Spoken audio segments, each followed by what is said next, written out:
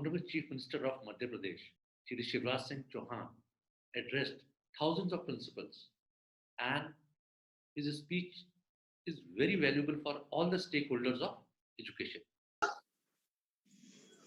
मेरे लिए अत्यंत प्रसन्नता का विषय है कि शिक्षा मंत्रालय भारत सरकार द्वारा संचालित केंद्रीय माध्यमिक शिक्षा बोर्ड के 27वें राष्ट्रीय सहोदय सम्मेलन का आयोजन ग्वालियर सहोदय समिति द्वारा आयोजित किया जा रहा है। मैं इस अवसर पर उपस्थित भारत सरकार के विद्वान शिक्षा राज्य मंत्री आदरणीय डॉक्टर सुभाष सरकार जी, सचिव साले शिक्षा आदरणीय श्रीमती अनीता करवाल जी, अध्यक्ष केंद्रीय माध्यमिक शिक्षा बोर्ड श्री मनोज आहूजा जी, निर्देशक जोसेफ साहब, श्रीमती निशी मिश्रा जी और अलग अलग विद्यालयों के आदरणीय प्राचार्यगण, शिक्षकगण, पालक, विद्यार्थी एवं सम्मेलन में उपस्थित सभी विद्वान वक्तागण। सबसे पहले मैं सम्मेलन में एक्चुअली और वर्चुअली जुड़े हुए सभी मित्रों का हृदय से स्वागत और अभिनंदन करता हूं। सहोदय स्कूल परिसरों की अवधारणा पहली बार 1986 में व्यक्त की गई थी। 1987 में इसको दोहराया गया और उसके बाद सीबीएसई ने सहोदय स्कूल परिसरों की स्थापना की प्रक्रिया को आगे बढ़ाने के लिए अपनी प्रतिबद्धता दिखाते हुए पुस्तिका जारी की। लेकिन इस आंदोलन को अधिक बल पिछले दशक के दौरान मिला, जब बोर्ड के साथ पंजीकृत स्कूलों के परिसरों की संख्या कई गुना ज्यादा बढ़ गई। सीबीएसई द्वारा शिक्षा के लिए जो नेतृत्व दिया जा रहा है, उसके सकारात्मक परिणाम सामने आ रहे हैं। मित्रों, ग्वालियर की जो हमारी सहोदय समिति है, सचमुच में बहुमुखी शिक्षा का वो एक मंच है। यह समिति ग्वालियर चंबल क्षेत्र के स्कूलों में उचित समन्वय बैठाने में सफल सिद्ध हुई है। सहोदय समिति ग्वालियर के क्षेत्र के प्राचार्यों के वैचारिक आदान प्रदान का व्यासपीठ के रूप में अपना उल्लेखनीय योगदान रहा है। मैं सीबीएसई नई दिल्ली के पदाधिकारियों का अभिनंदन करता हूं कि उन्होंने 27वें सहोदय कॉन्फ्रेंस के आयोजन का दायित्व ग्वालियर को दिया। भारत अत्यंत प्राचीन और महान राष्ट्र है। 5000 साल से ज्यादा तो ज्ञात इतिहास है हमारा। जब दुनिया के विकसित देशों में सभ्यता के सूर्य का उदय नहीं हुआ था, तब हमारे यहां तक्षशिला और नालंदा जैसे विश्वविद्यालय थे। भारत की जो प्राचीन शिक्षा पद्धति, उसने एक जमाने में दुनिया को भी दिशा देने का काम किया था। उसी प्राचीन नींव पर प्रधानमंत्री श्रीमान नरेंद्र मोदी जी ने नव निर्माण का काम शिक्षा के क्षेत्र में प्रारंभ किया है। स्वामी विवेकानंद जी हम सबकी प्रेरणा है। और स्वामी जी कहते थे, शिक्षा वो है जो मनुष्य को मनुष्य बना सके, उसमें मानवीय गुणों का विकास कर सके। हमारे ऋषियों ने कहा है, असदोमा सदगमय, तमसोमा ज्योतिर्गमय, मृत्योर्मा अमृतम गमय। हम चलें असत से सत की ओर, अंधकार से प्रकाश की ओर, मृत्यु से अमृत की ओर। लेकिन यह शिक्षा ही संभव कर सकती है। भारत में शिक्षा के मूलतः 3 उद्देश्य रहे हैं: ज्ञान देना, कौशल देना और नागरिकता के संस्कार देना। स्वामी विवेकानंद जी कहा करते थे, मनुष्य केवल 3.5 हाथ के हाड़ मांस का पुतला नहीं है, वो अमृत का पुत्र है, ईश्वर का अंश है, अनंत शक्तियों का भंडार है, अमरानंद का भागी है। दुनिया में कोई काम ऐसा नहीं कि जो वो ना कर सके, लेकिन उसकी क्षमता का प्रकटीकरण करने का माध्यम है, सशक्त माध्यम है ज्ञान, शिक्षा।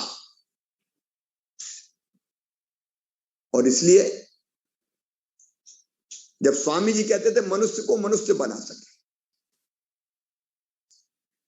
तो जो 3 उद्देश्य जिनके बारे में मैं चर्चा कर रहा था, पीढ़ियों द्वारा संचित ज्ञान, अगली पीढ़ी को और जो कुछ योगदान कर सकते हो, हम जोड़ सकते हो, वो दे देना। और ज्ञान किसी भी तरह का, अलग अलग विषय है, भाषाओं का हो, इतिहास का हो, विज्ञान का हो, भूगोल का हो। और दूसरा, कौशल देना। पढ़ने के बाद ये जरूरत नहीं पड़नी चाहिए कि वो काम की तलाश में भटक रहा है, इतना योग्य वो बन जाए कि अपनी आजीविका ठीक से चला सके। और नागरिकता के संस्कार देने का अर्थ है वो सचमुच में इंसान बने, परिश्रमी, ईमानदार, चरित्रवान, देशभक्त, परोपकारी, केवल अपने लिए जीने वाला नहीं, देश और समाज का भी ध्यान रखने वाला। अब एक नरेंद्र ने यह सपना देखा था, स्वामी विवेकानंद जी ने, और दूसरे नरेंद्र आज हमारे प्रधानमंत्री नरेंद्र मोदी जी इसको साकार करने का भगीरथ प्रयास कर रहे हैं। नई शिक्षा नीति में इन 3 गुणों का समावेश है। मैं डॉक्टर सुभाष सरकार जी को सुन रहा था, उन्होंने जो बातें कही है मैं दोहराऊंगा नहीं, लेकिन ज्ञान के साथ साथ व्यावसायिक शिक्षा, शिक्षा देने में आधुनिक तकनीकी का प्रयोग, दूरस्थ इलाकों में भी हम कैसे बेहतर शिक्षा दे सकते हैं, इसलिए ऑनलाइन शिक्षा। अभी डॉक्टर सरकार ने उस बारे में काफी कहा है। डिजिटल इंफ्रास्ट्रक्चर, ऑनलाइन शिक्षण मंच और उपकरण, सामग्री का निर्माण, डिजिटल भंडार और प्रसार, कंटेंट क्रिएशन, डेटाबेस मेंटेनेंस और उसका विद्यार्थियों की पढ़ाई के लिए सही उपयोग हमारे शिक्षकगण बड़ी ही निपुणता के साथ कर रहे हैं। और मुझे पूरा विश्वास है सीबीएसई कई मामलों में शिक्षा को गति और दिशा दोनों देने का काम कर रहा है। मध्य प्रदेश में भी हम लोगों ने तय किया है नई शिक्षा नीति को पूरी तरह से ढंग से जमीन पर उतारे। एक परंपरा सी रही है कि सरकारी स्कूलों के मामले में हमारे यहां भी स्कूल खोल दो, हमारे यहां भी स्कूल खोल दो। मध्य प्रदेश में हमने तय किया है हम सीएम राइज के नाम से विद्यालय स्थापित कर रहे हैं। रोड का इंफ्रास्ट्रक्चर हमारा बहुत अच्छा है,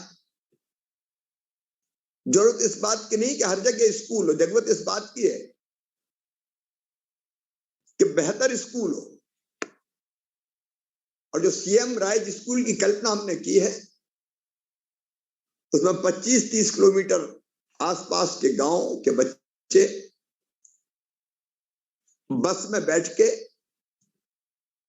अपने विद्यालय आएंगे, दिन भर में अध्ययन करेंगे, शाम को वापस लौटेंगे। वहां लैब, वहां लाइब्रेरी, प्लेग्राउंड्स, अच्छे शिक्षक, उनके लिए आवास की व्यवस्था और गुणवत्तापूर्ण शिक्षा, जो नई शिक्षा नीति के सारे उद्देश्यों को पूरी करे, वो करने का हम काम करेंगे। और इसका मतलब ये नहीं कि बाकी स्कूल बंद करेंगे, वो भी चालू रहेंगे, लेकिन धीरे धीरे ये इतने उद्देश्य पूर्ण हो जाएंगे। और हमारी कल्पना ये है कि वहां पे 5-5, 7-7 हजार विद्यार्थी एक विद्यालय में पढ़े। उसके लिए विशाल परिसरों के निर्माण का काम हम प्रारंभ कर रहे हैं। व्यावसायिक शिक्षा के लिए भोपाल में ग्लोबल स्किल पार्क बन रहा है। 10 मॉडल ITI का भी हम संभागीय केंद्रों पर निर्माण कर रहे हैं, क्योंकि हमको शिक्षा को रोजगार से, कौशल से जोड़ना पड़ेगा। एक तरफ बड़ी संख्या में कुशल हाथों की जरूरत है, लोगों की जरूरत है जो काम करें, दूसरी तरफ रोजगार की आवश्यकता है। शिक्षा इन दोनों चीजों को जोड़ दे तो मुझे लगता है कि काम की देश में कोई कमी नहीं है। मैं इस अवसर पर एक बार फिर उपस्थित सभी हमारे अतिथियों का, शिक्षकों का, मैं खुद ये महसूस जानता हूं कि भवन कितने भी बड़े हम बना लें, लेकिन आत्मा तो गुरु है, शिक्षक है। मुझे पढ़ाया मेरे शिक्षक, प्रारंभिक जो शिक्षा दी प्राइमरी, श्रीमान रतन चंद जैन जी ने, और उनको उनके दिए गए संस्कार वो मुझे ठीक दिशा में ले जा सके। मैं जो कुछ हूं उसमें बड़ा हाथ उनका है। शिक्षक, जिसको हम गुरु कहते हैं,